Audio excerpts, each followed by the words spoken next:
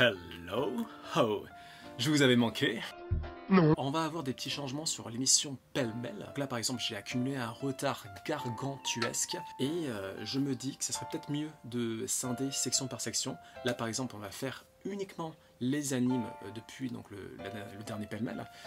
Et ensuite ce sera peut-être les séries, après les films, les mangas et les jeux vidéo. Voilà, on peut faire comme ça. La raison principale de cette grande pause, c'est que je me suis lancé sur Twitch, Fafa le Geek. C'est plutôt rigolo, c'est assez convivial, assez chaleureux. Soka. Et on commence avec Hell's Paradise, la saison 1, que j'ai trouvé vraiment très sympa, que ce soit en termes de réalisation, en termes d'ambiance, en termes de personnages, en termes de Karadev. Le personnage principal est très renfermé sur soi, mais il commence à s'ouvrir petit à petit avec la personnage féminine principale. Pour vous expliquer le concept, c'est une sorte d'île avec des pouvoirs paranormaux et un élixir potentiel de jeunesse. Donc, les nobles qui sont à des kilomètres, des milliers de kilomètres de l'île, se sont dit bon, on va ramener tous les prisonniers plutôt balèzes condamnés à mort, on les envoie tous sur l'île avec des protecteurs, donc des samouraïs ou des exécuteurs, je ne sais plus comment on les appelle exactement, pour les surveiller. On les envoie rechercher ce potentiel élixir de jeunesse, sachant que toutes les expéditions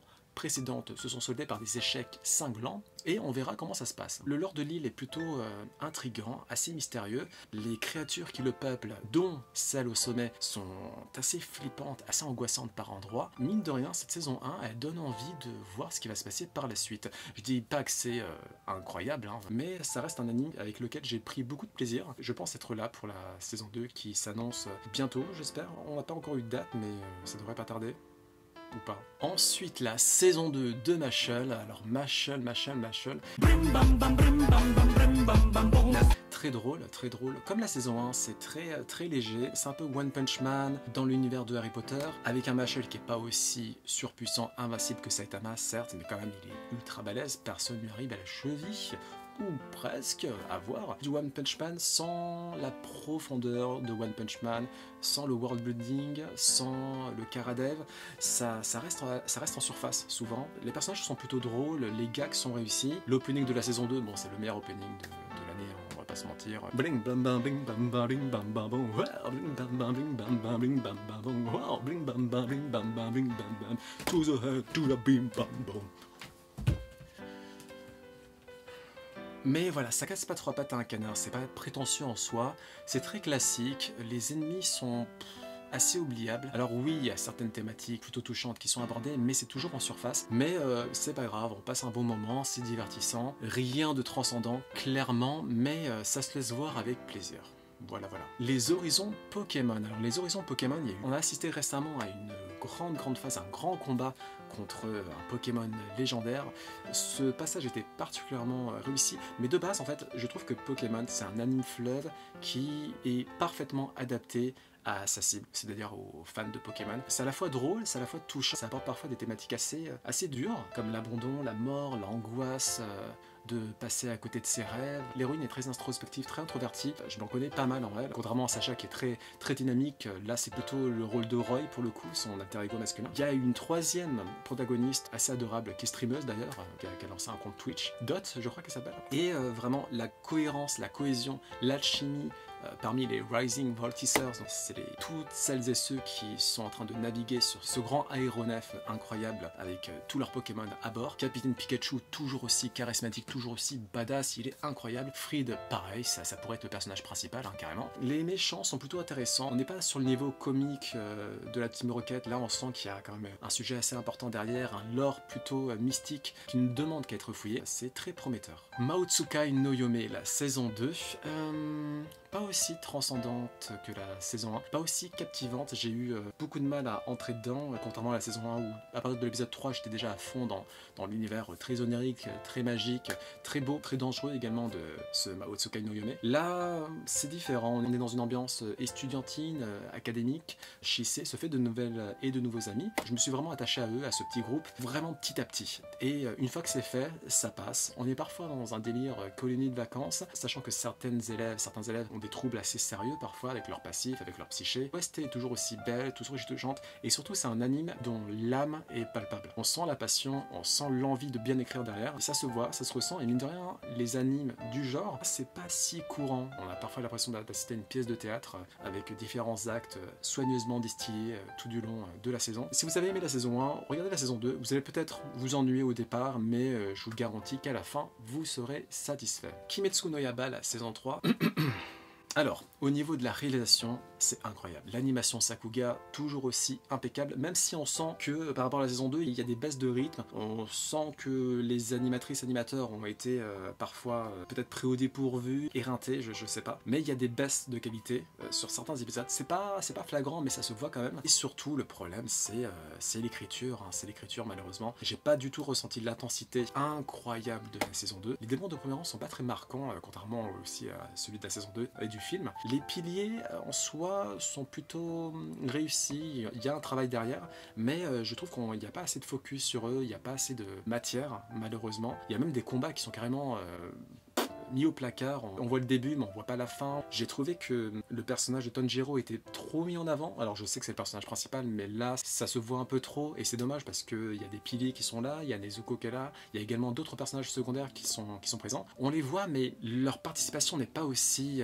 substantielle que dans les saisons précédentes. C'est assez dommage, il y avait pas mal de choses qui auraient pu être réussies qui ne le sont pas forcément. Il y a aussi également un ressort scénaristique que je n'ai pas trop apprécié, bon je vais pas trop en dire pour ne pas trop spoiler. En termes de prévisibilité également, c'est pas la folie. Heureusement que c'est joli, heureusement que la musique est réussie, heureusement quand même il y a des passages assez épiques, mais bon, une déception compte tenu de la qualité quand même assez hors norme de Kimetsu no Yaiba dès le départ, en espérant que la saison 4 qui arrive très très vite soit plus réussie et à la hauteur à minima des saisons 1 et 2. Tengoku Daimakyo saison 1, gros coup de cœur de l'année 2023, c'est beau, c'est touchant, ça traverse l'âme, ça traverse les tripes parfois. En fait on assiste à deux histoires différentes mais qui, on le devine, finissent par se rejoindre. C'est un univers assez dystopique avec parfois des monstres et souvent des êtres humains qui, par leur nature humaine intempérieux, font ressortir le pire parfois. La manière d'écrire les différentes émotions qui traversent le personnage principal féminin et le personnage principal masculin, même si, bon, voilà,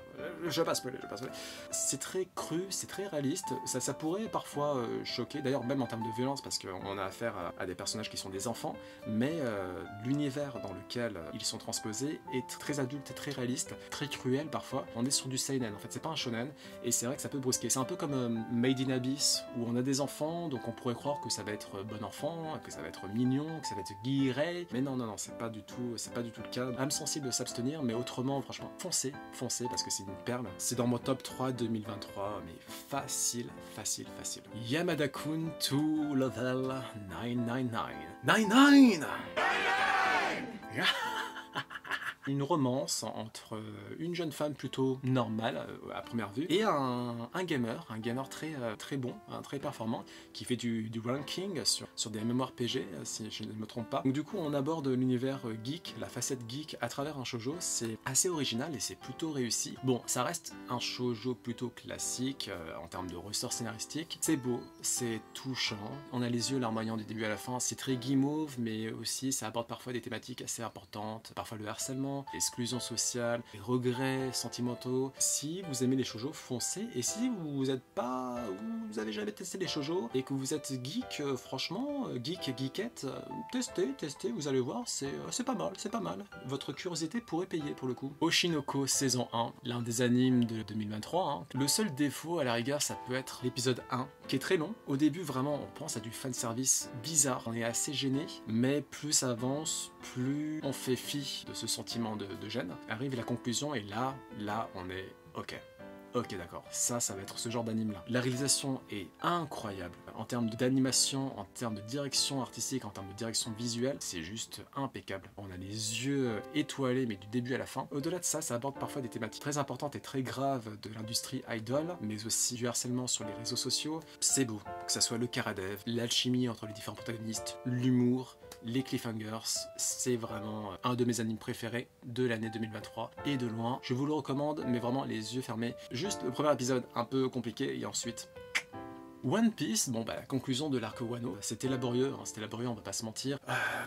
Très classique, assez décevant par rapport à la menace impériale que se devait d'être Kaido. Heureusement, ça reste One Piece, donc il y a quand même certains passages qui sont épiques, qui sont mémorables. Le passage en Gear 5 notamment, mais pas que. La Toei, en termes d'anime fleuve, fait quand même un boulot admirable. Elle a toujours le chic à s'entourer des animateurs clés pour les passages qui sont assez importants. Ça réussit quasiment à tous les coups. Le rythme de base est très lent, très soporifique même, mais quand les épisodes clés sont là, on les voit, on les ressent, et souvent la version papier est sublimée. Quant à l'arc Egghead qui a bien commencé maintenant, autant vous dire que plus ça avance, plus on se rend compte que cet arc a le potentiel de devenir l'un des meilleurs arcs de tout One Piece ever. Pré-ellipse, post-ellipse, qu'importe, c'est assez incroyable ce qui est en train de se passer. Bien sûr, je vais pas spoiler au cas où. Révélation, des découvertes, des combats, on sent qu'on se rapproche quand même un tout petit peu de la fin de One Piece. On vient de franchir un nouveau cap, j'en suis.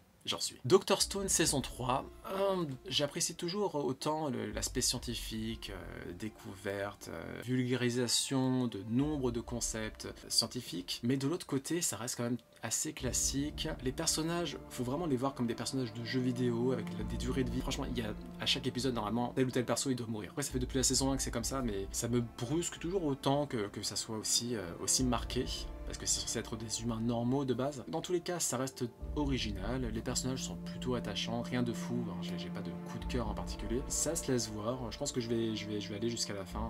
Il y a quand même certains passages qui sont assez touchants et parfois on est pris par l'action, par l'écriture, par les différents rebondissements eu égard à tel ou tel protagoniste. C'est déjà ça de gagner. Skip and Loafer saison 1. Alors là, c'est l'anime feel good par excellence. Vraiment une petite merveille. C'est un millefeuille au matcha. Millefeuille matcha saupoudré de poudre Sakura. Avec le petit thé matcha aussi, cappuccino, hop là, un petit dessin de Neko, et ça marche très bien. Ce qui est vraiment super avec cette série, donc, c'est que ça aborde vraiment de manière très convaincante toutes les émotions, toutes les turpitudes émotionnelles par lesquelles on passe quand on est adolescent et que voilà, on va bientôt devenir jeune adulte. Et c'est très bien retranscrit, que ça soit les sentiments d'amour, le sentiment de jalousie, le sentiment de rejet, le sentiment de haine parfois, mais surtout c'est bienveillant, c'est très très bienveillant. Ça tend à rapprocher les personnes malgré leurs différences. Chaque émotion, chaque bien-être, chaque mal-être est vraiment retranscrit de manière très très organique, très palpable. Ça touche personnellement et c'est beau, et c'est très très beau. C'est la direction artistique est vraiment très belle, c'est très aquarelle un peu. Si vous voulez passer un bon moment, si vous allez mal, si vous êtes tristounette, regardez Skip and Loafer saison 1, vous allez adorer. Un bonbon du ciel. Valkyrie Apocalypse, deuxième partie de la saison 2, et un seul combat. Voilà, un combat qui est en soi réussi, un combat assez important entre Bouddha et je ne sais plus qui. Le combat est bien, et après le gros problème de Valkyrie Apocalypse, c'est que c'est long, c'est très très long, chaque combat. Oh, c'est quand que ça se termine? Avec des gros flashbacks, un épisode par flashback. J'ai toujours un peu de mal à m'y faire, mais en soi, ce Karadev en plein combat, ça fait partie de Valkyrie Apocalypse. C'est pas comme s'il débarquait en pleine saison 2, hein. Depuis la saison 1, c'est comme ça. Un combat égale 5-6 épisodes. Mais c'est plutôt réussi, et même si l'action est très lente, très décantée, très... on entre dedans quand même, parce que l'écriture est au rendez-vous. Que ça soit les protagonistes du camp humain ou les protagonistes du camp divin, on arrive à entrer en empathie avec eux pour passer le temps, pourquoi pas. Baki, Son of Hanma, l'arc Pickle et l'arc Hama. Alors, j'ai davantage préféré l'arc Pickle, que j'ai trouvé plus rythmé, plus prenant également en termes d'enjeu. Et l'arc Hama, beaucoup trop long. J'avais du mal à entrer dans la psyché des protagonistes principaux. Pourtant, c'est censé être un gros combat, mais c'est tellement long. C'est un combat sans être un combat. C'est assez particulier, ça rentre dans une psychologie père-fils, assez laborieuse, assez profonde, mais bon, je me suis pas impliqué dedans. En gros, Pickle, comme ça...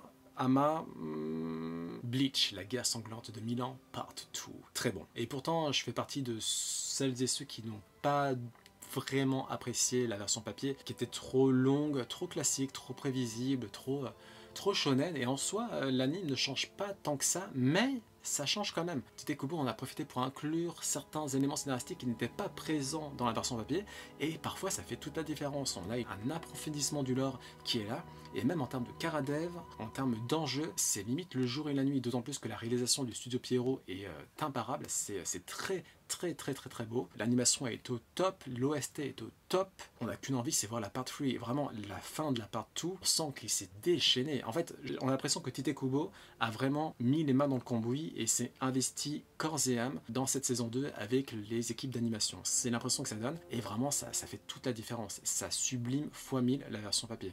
Continuez comme ça. Jujutsu Kaisen, la saison 2, très très bonne. La première partie de cette saison 2, parfaite, vraiment parfaite, que ce soit dans les émotions, dans la profondeur, dans l'introduction des nouveaux persos. On pouvait pas faire mieux. Je pense que c'est l'un des meilleurs arcs de Jujutsu Kaisen. Il a beau être court, il est très intense et très dur. La dramaturgie est présente, tout est au rendez-vous. Quant à l'arc Shibuya, très réussi aussi, mais on a beaucoup de combats, peut-être trop de combats, parfois des combats, surtout au début, des combats qui servent à rien, on ne sait pas pourquoi ils sont là. Donc oui, dans la version papier, il aurait peut-être fallu vraiment les raccourcir et peut-être inclure davantage de scènes inédites pour qu'on entre davantage dans les enjeux, le péril qui se pose. Cela étant dit, alors l'animation quasiment impeccable, même si on sait que Mappa a carrément déconné avec les animateurs. Parfois d'ailleurs ça se ressent, ça se voit. On a eu du burn-out, on a eu du crunch, c'est assez navrant, c'est assez triste. Et malgré tout, l'animation est folle. En termes de combat pur, je pense que Jujutsu Kaisen saison 2, c'est l'anime 2023, ça c'est sûr. Mais c'est vrai que l'écriture, malheureusement, passe en retrait. Il y a beaucoup de combats, beaucoup d'actions, réussies certes, mais trop. Parfois, on a du mal à comprendre ce qui se passe, les différents concepts d'exorcisme, etc. C'est un peu confus. Ça reste une saison réussie, d'autant plus que la dramaturgie est au rendez-vous. Moi, vraiment, il y a eu des moments où j'étais... Même là encore, ça me hante tellement, j'y pense de temps en temps. C'était...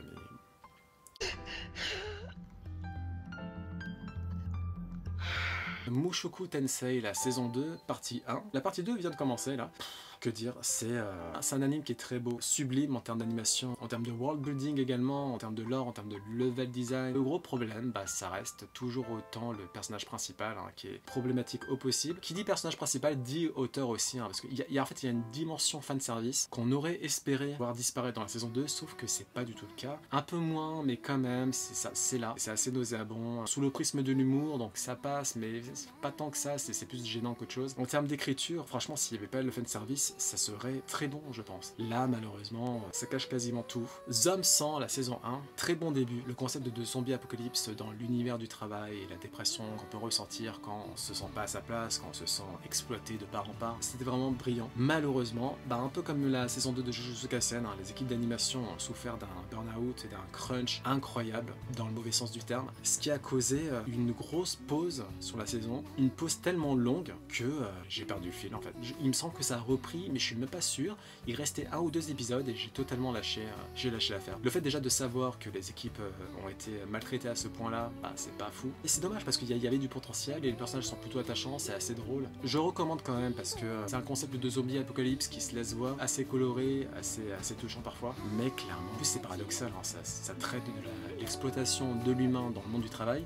Et les équipes d'animation qui bossent sur cet anime se font elles-mêmes exploiter par le monde du travail. Donc, cruelle ironie. Rurouni Kenshin, saison 1. Un shonen classique. Ça se laisse voir. Kenshin est plutôt attachant, ses amis également, ses compagnons également. Il y a certains combats qui sont plutôt sympas. Les enjeux sont parfois assez prenants. Mais bon, c'est plutôt prévisible. On m'a dit qu'il y avait des OAV sur le passé de Kenshin qui permettait de davantage s'imprégner de l'ambiance post-samouraï. Les samouraïs, ça commence à décliner, on commence à voir apparaître les armes à feu, etc. Faudrait que je jette un œil, parce que ça m'aidera à rentrer davantage dans la saison 2, mais autant vous dire que clairement, on est sur du hosto vu, hosto oublié, hélas. Susu no Frieren, la saison 1. On tient l'anime 2024, le cahier des charges est coché de bout en bout. Animation incroyable. OST, mamma mia, mais quelle est cette OST ?